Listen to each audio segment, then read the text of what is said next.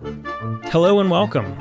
You've found the Social Work Podcast. My name's Jonathan Singer, and I'll be your host as we explore all things social work. Hey there, podcast listeners. Jonathan here. Today's episode... Wait, sorry. My secret podcaster decoder ring is glowing. I'm getting a message from command. It says, must read intro like a superhero movie. Holy cliches, Batman. Are you really going to do it?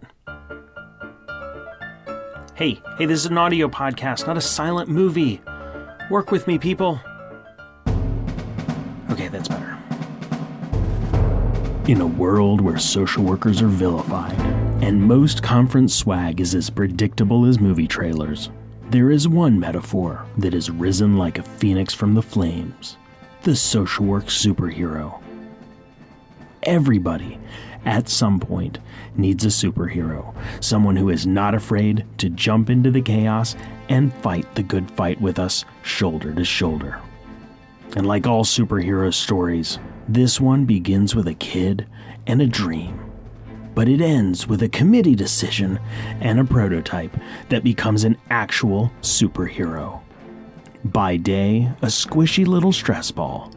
By night, a squishy little stress ball. Okay, I can't do this anymore. Can we go back to the regular script? Okay. So today's episode is, no joke, about social work superheroes. It's about how John Vassello, Associate Director of Field Education and Admissions in the Binghamton University Department of Social Work, took his love of superheroes and convinced his bosses to make social work superhero action figures. I talked with John about how that little seed of an idea went from just being something he and his buddies talked about during their MSW program to an entire marketing campaign, and something that really does ignite the passions and the excitement of social work educators every time they go to the Social Work Education Conference. I first met John at the Council on Social Work Education annual program meeting. I was really excited when I heard that there were these little action figures, and I wanted to know what the story was behind it. Well, I found the story to be really inspiring, and I hope you do too. So, thanks to Kevin MacLeod for the great background music courtesy of the YouTube audio library. And if you're interested in connecting with the tens of thousands of social workers around the world who listen to the Social Work Podcast, please join the Facebook page at facebook.com/SW Podcast. And you can follow the podcast on Twitter at SOCWORK Podcast. Now, we've got pictures of these superhero action figures on the Social Work Podcast website. And as John says at the end of the interview, if you are interested in getting your own collection of social work superheroes, go to Binghamton Social Work, and then you can not only see the pictures of the social work superheroes, but you can also buy a set. And all of the proceeds will go to funding social work superhero scholarships. It's amazing. And now, without further ado, on to episode 112 of the Social Work Podcast, Social Work Superheroes, an interview with John Vassello. John, thanks so much for being here on the Social Work Podcast and talking with us today about this really interesting, innovative approach to marketing. The question on everybody's mind, why superheroes? So first and foremost, while I was in my MSW, I was reading a lot of comic books and reading a lot of other superhero lit. There's a lot of... Instead of your HBSC textbooks? Is that what you're saying? Supplemental. Oh, yeah, okay. Really. Yeah. So really, and I had been a big comic book fan throughout my childhood. I remember some of my fondest memories being with my family watching, the old Batman 66 show, the animated series. So basically I had this in the back of my mind. And then I remember in Practice One, who actually the guy who I work with now, Brian, was my instructor for that course. And I remember thinking, wow, these skills sound an incredible, incredible superpowers, So tuning in, that sounds like something extra human, clarifying or reaching into silences. All of these sort of like skills that we need to acquire in order to be effective social workers really sound like superpowers. And I'm thinking, and there were some of us in the cohort at the time, and they're like, we need to have like comic book, we can make these sort of characters. And, we went through, of course, field and all of the other parts of the MSW, and that sort of went to the back of my mind. As the reality of social work, sort of, and you feel less like a superhero and more like a social worker. Yeah, and all of these other systemic things. So not only the superpowers, but then also, like, there's a huge number of other connections that social workers and superheroes, have in common. And, after I was in practice, I worked at a hospital, and then I worked at the Promise Zone, which is like a community schools initiative. So I was working with a lot of students and interns. Again, this idea was in the back of my head, the connections. And so one of the first things I was able to do in my current job is teach an undergrad class that really gets students excited about the profession. And the way that I ended it was to really sort of draw the parallels out. So first thing, the superpowers. And then, the different skills that we need as social workers. And then, of course, the code of ethics. Every superhero has a code of ethics in which they abide, right? So they need to, this is what informs what's right, what's wrong. And, superheroes and social workers also have this similar sort of code of ethics. And, chief among them is the quest for social justice, right? We're working to help vulnerable and oppressed folks, disenfranchised people. We're working with some of the people who might be living on the fringes of society. And that's really, what spoke to me there. And then not only that, we seem to constantly be fighting a series of villains, right? And so that might be other burnt out professionals, especially as a young social worker. Sometimes you're contending with somebody who may have seen the worst days of many, many, many people's lives. And so, having to contend with that and fight that battle on a regular basis, as a young professional was, sort of invigorating. And I saw that as sort of a villain that I needed to take on. Not that the social worker, the senior person was a villain themselves, but that burnout was, in fact, one. Oppression, patriarchal power and privilege. I mean, those are all things that I had in this PowerPoint and like the little starbursts that we need to fight. People's mental health concerns, working to help address some of them and helping folks, live healthy and productive lives. Also thinking along those same lines, Batman has a really cool car. Wonder Woman has the invisible jet. And so most social workers also have a really cool car. It usually tends to be an agency van. In my case, a 2010 Ford Focus in silver, and it is an awesome car. I know, I have a 2002 Ford Focus. Okay, yeah, no, it's a solid car. Silver. I mean, runs. And then, on top of that, what's really important for many social workers, and I really get to see this now in the admissions side of things, is that people come to this profession because of something. Their origin story is huge in the reason why they choose social work. So you have some folks who are like Superman. They were born, they showed up, they have these powers, they need to help others, and, they knew their whole life that they needed it to become a social worker. Then you have some other folks who, might have something, happen to them tragically, like Batman. And that sort of informs their life's work to help protect others and make sure that nobody has to befall a similar kind of experience. And then you have somebody who, in a lot of ways, something happens to them, like sort of Spider-Man, and, they get bit by a radioactive spider. Well, not in social work, probably not, but... I think HR would want to know if you got bit by a radioactive spider, yeah. There's a whole form, yeah. There's a whole form. At least at our university there, yeah. Yes, we have the radioactive spider form, too. Yeah. And they sort of fight, with that. They struggle with that initial, wanting. This is something they know that they have to do, but they really struggle with the idea of it. And so, I mean, even though I really like Batman, I feel like I would fall into that category of sort of the Spider-Man social worker, somebody who was reluctant at first to really join the ranks of the profession. And then really, this was the story that I was able to share with Brian, who was, the director of student services admissions. And I said, I'm really proud of this PowerPoint. I showed it to my class. They really loved it. And I want to show it to you too. And he was like, wow, this is great. This should be how we get new social workers, a way to attract people to the profession, not only our program, but the profession into a really positive frame. Just as you're talking about, like the idea that there are these superpowers, there are origin stories, there's the vehicles, you didn't talk about it, but there's the uniforms, right? And I mean, certainly, Batman and Wonder Woman and, all those folks, they have far sexier uniforms than we typically, hopefully, wear in our jobs. But there is that same idea. So I love how you frame this. And it's beautiful that you brought this out of what was exciting for you and what you did. It sounds like what you did probably in part as a way of stress relief, as a way of kind of coping with stuff throughout your program, and I imagine afterwards, this comic books looking at superheroes. And really cool that Binghamton said, this is a little off the grid, and let's go for it. Yeah. So how did that happen? So, and one other thing that I forgot to mention is the sort of the secret identity, right? On the one hand, you have the superhero that, is fighting crime and doing all that, but they protect their friends and family with the secret identity. So they don't ever disclose that to anything. And that to me is a nice metaphor for great boundaries, right? So like you have your work life and you have your personal life. And so good boundaries means that you're the superhero during the day, but then you're also the regular person at all the other times. It's okay to have those solid boundaries. Well, and it's also great because it gives this idea of confidentiality and keeping your work life at work and your home life at home, that division that we have to for legal reasons and ethical reasons. It makes it bigger than just like, I'm sorry, honey, I can't tell you what happened today because, rules. It's like, no, this is what a superhero does. Right.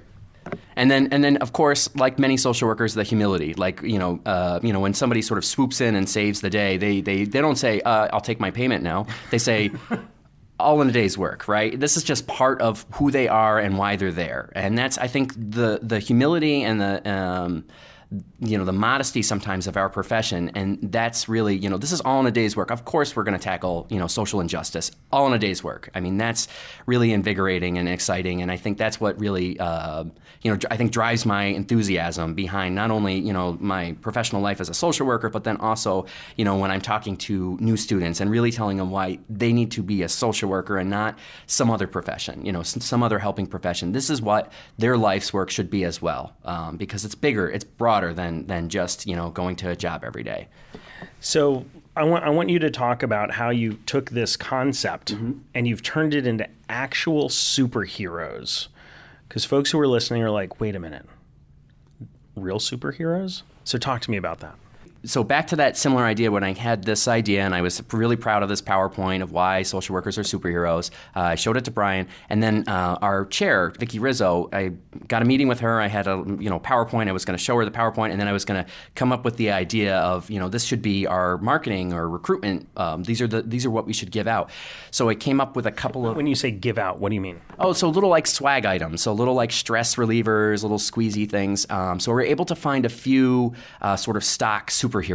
That in and of itself is fine. Stock superheroes, little stress relievers that are shaped like superheroes is fine.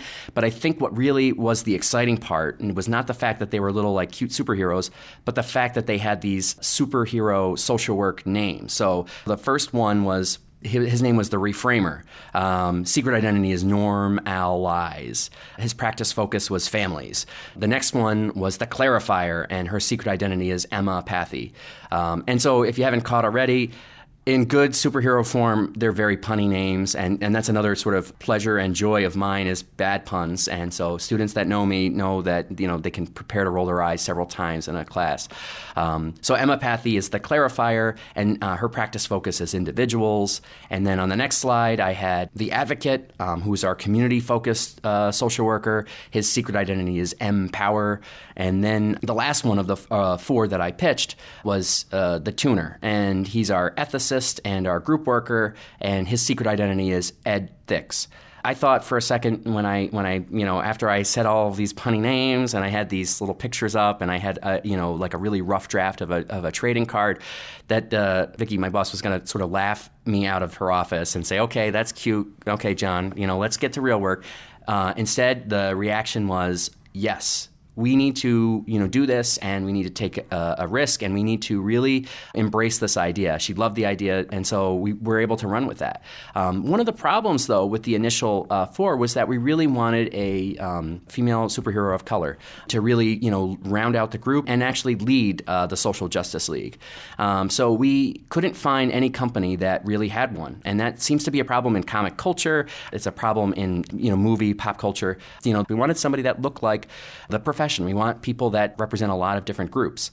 And so we actually worked with a company to custom create the change agent. And she was the leader of our Social Justice League, and her practice focus is organizations, and her secret identity is leadership. Our students, when we unveiled the first 4 or 5, they really loved the idea. They loved, we had little sort of corresponding trading cards with superpowers, and really getting them excited about the idea of, social workers as superheroes, and these are the Social Justice League members. And so different members of the Social Justice League sort of speak to the different areas, of practice. And for our students, at least, it was, I really want to be a group worker. I really want, Ed Thix, the tuner. I have a couple of students who use him to toss around in a group of kids. And so that's like the talking stick. And it's Ed, but he's a group worker, so they all know. And so moving forward, it was great with our students. Our faculty loved them, but we were really wondering what was the response going to be at the Council on Social Work Education. So all of the other schools of social work,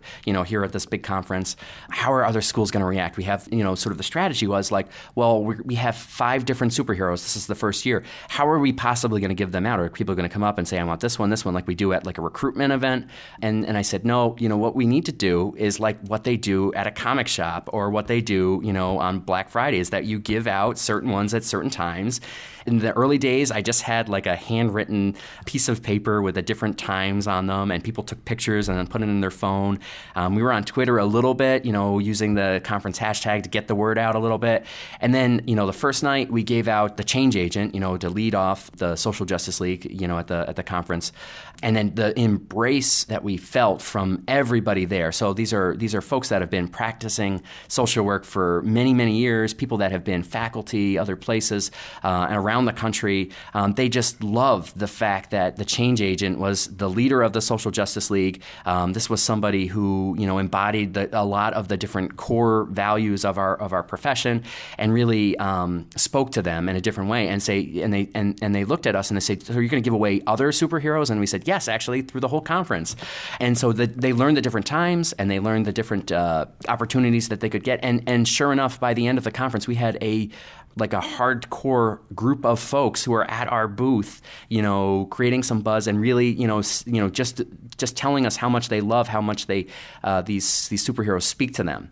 And really, the response has been just incredible that first year, and then that sort of propelled us to continue the campaign into the next year. And so we added a healthcare social worker and a service dog whose name is Bingo. The healthcare social worker, her secret identity is Jerry A. Trishan. And then we typically give away the new superhero that first night of the conference, and then we have them available to our students as well. We unveil them, though, and so there's usually a lot of buzz on our Facebook page and Twitter accounts. Who's going to be the new superhero? And we're really sort of quiet about that. And then the newest one, which we were extremely excited about, and it seems like, I also work in the field office, so we couldn't have a program without our field instructors. So, that it should be our next superhero. So when Brian and I were at the conference last year, he sort of drew this rough sketch of, what the next superhero should look like. And actually, my girlfriend sort of took that and made it into a colorful look, sort of drew out the sketch of, what the field instructor should look like. We gave it to that same company, and then they created, the field instructor. And of course, her secret identity is supervision, and all of her superpowers are right around working with students. Like, for many field instructors, the ability to find 1 hour a week to meet with their student is in fact a superpower, because they are juggling so many different tasks. And then this year, what we also wanted to add on the back of the trading cards is the different competencies. So if you think back to the 90s with the Marvel trading cards, you would learn a fun fact about them at the bottom, but then you would also see their abilities, like their strength, and all of our social work superheroes are super strong, so we don't need to have that in there. But we also sort of took the competencies and put them into their points. So no one of them is a perfect score across all of them. They have varying, so they need the whole team to really create a solid and well-rounded group. And by the competencies, you're referring to the counsel and social work education, educational competencies that all social work students are measured against in terms of their knowledge, skills, practice, behaviors, values, all that sort of stuff. And so you have those on the back of the card. Yeah, on a little sort of graph. So our community social worker is going to be, Empower, the advocate. He's going to have a higher score in terms of, engaging with policy and different types of practice. Where Emma Pathy, who's our clinical social worker, individual focused social worker, she's going to have a higher score when it comes to assessing and evaluating. So it's sort of this well-rounded team sort of reflects the areas that social workers practice. That really helps to, sort of show not only prospective students, but folks who've been in the field for such a long time, that these are different ways to sort of, embody those professional competencies and things. So really exciting. I've been coming to APM regularly since 2005. I have never seen like 100 people descend on a single table at the same time and be so excited about getting a little tchotchke, little thing to bring home. And it's not just because it's the latest and greatest technology. It's not a selfie stick. It's not a fidget spinner. It's a piece of foam, right, that could be used as a stress ball, but really it embodies so much more. And I think that's one of the beautiful things about what you have created and what Binghamton has done is that not only have you created this sense of like the superhero mythology for social work, but in the conference itself, you've created a buzz around visiting the booth and people talk about the superheroes. I have my superheroes on my desk at work. And I know that there are deans and directors and heads of programs that also have the superheroes on their desk. And so your idea has crossed the country and is probably international, which I think is a real testament to what you tapped into and you made tangible. And so I think that's really impressive. For me, I mean, and I know a lot of my friends, a lot of our students, they're big into comic books. They go to the Comic-Con, various cons around the country. And so, it almost seemed like, how come somebody didn't come up with this idea sooner? Like, how come somebody didn't come up with these different sort of ideas or characters or the idea?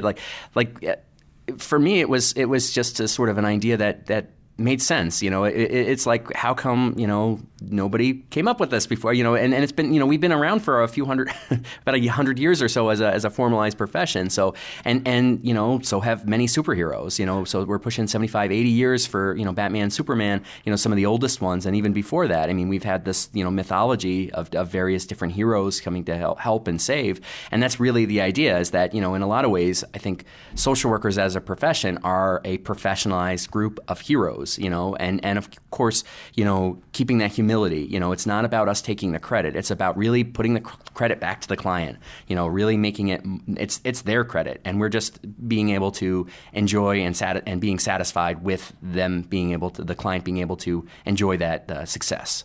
I think the idea of social workers as superheroes has been around for a while, but I think what you did and what Binghamton did is it took it from just being a thing that we say. Right? Social workers have superpowers. Like I've seen that. I've heard people say that for years. But you actually made it something and that you expanded it. And I think this is a good thing for folks to just keep in mind as you're going through your day, as you're a social worker, you're going to have these brainstorms. And there is value in pursuing them. And there's value in saying maybe somebody else thinks this is important. Now, in the world of business and marketing, that is the way people think. People think if it's not out there and I think of it, somebody else will be interested in it. In social work, I think for the most part, people are like, well, if I'm thinking of something and it's not out there, it's probably because I haven't looked, or maybe this just isn't that important, right? Because we are so constantly putting out fires and we're dealing with like what goes on in the moment. So I love the fact that you created the superhero mythology and you actually have these tangible superheroes. It's also great that people can get them at the conference. Now, can you tell the listener how they can get their own superheroes if they're not lucky enough to attend the Council on Social Work Education Conference. So we actually, because there was such a huge response, we typically come down with about 2,200 or so, and we leave with none. And people come multiple times. They get to meet a lot of new friends. That's exciting. And that's how we met. Right. People come to the booth, and I get to say hello. And it's funny how folks ranging from the wait staff at the exhibit hall are all and to many deans and directors across very nationally, internationally known programs want them and are unified by the same experience. But for those folks who can't make it, we had a lot of response. I got a lot of emails. And so I talked with, again, the folks that are in our faculty, and especially Vicki and Brian, and they said, we could create a social work superhero scholarship at our university and benefit some MSW students in the way. That would be what the superheroes would want, right? So if we were going to make money off of them, we might as well put it to something really beneficial to our students and helpful. So we really try to keep them as reasonably priced as possible. They're like $10 each, and then $50 for the whole set, which is all 7, which is exciting. And they come with their fun trading cards, so that folks can go to continuinged.binghamton.edu if they would want to order, and then right at the top of the page there said Social Work Superheroes, or they could reach out to me at jvassell@binghamton.edu. I love when people reach out to me via email, or if they have pictures, if they've gotten a superhero and they have a picture, or if they're sitting on a desk, or if you use them in your classroom or a group, as long as there's no clients or anything in it, of course, for confidentiality. But wherever those superheroes have found a new home, we'd love to see where they go. It's so exciting for us, and I feel like in a lot of ways like a proud parent. When my kids have gone off into the world or something like that. But some days can be worse than others. So it's a fun reminder that we are resilient. We're, because they're stress balls, they are very resilient. We're resilient. We're also, we have a sense of humor about ourselves as a profession. And then, we can inspire change, and that's really the core mission of these little cute social justice league characters. Well, John, I really appreciate you having the brainstorm and having the support to move forward with this. I think it's great. It's a great way to create buzz at the conference, and it's great that folks can purchase these and contribute to student scholarships. I think that's amazing. And I consider you a superhero. So thank you so much for being on the podcast and talking with us today. Thanks so much for having me. I really appreciate the time. I'm Jonathan Singer, and thanks for being with me today for another episode of the Social Work Podcast. If you missed an episode or have suggestions for future episodes, please visit socialworkpodcast.com. If you'd like to support the podcast, please visit our online store at cafepress.com/swpodcast. To all the social workers out there, keep up the good work. We'll see you next time at the Social Work Podcast.